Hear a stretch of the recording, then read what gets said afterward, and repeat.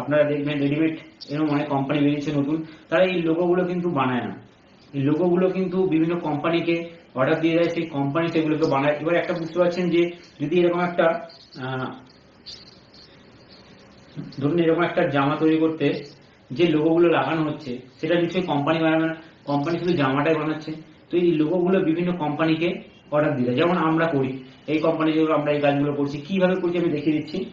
দেখুন অনেকে কাজ করছেন ছোট ছোট পার্টের উপর, এরকম ছোট ছোট পার্টের উপর অনেকে কাজ করছেন। এই ছোট ছোট পার্টগুলো আছে, এইগুলোর উপর কাজ করছে, এইগুলো সব কাটিং হয়, কাটিং হয়ে বিভিন্ন রকম লোগো তৈরি হয়। ভালো করে এটা দেখুন, এই বোর্ডটা আর এই বোর্ডটা ভালো করে দেখুন, আপনি তাহলে বুঝতে পারেন যারা কাজ করছেন, যারা এই কাজগুলো করছেন। বেসিক্যালি বোর্ডগুলো একটুখানি মোটা পাতলার ব্যাপার থাকে, যেমন এটা একটু মোটা হয়ে গেলে তখন এরকম হয়ে যাবে। বিভিন্ন জিনিসের বিভিন্ন পার্ট আছে, আপনারা দেখতে পাচ্ছেন এখানে একটা সুন্দর লোগো হয়েছে, ছোট বড় আপনারা যে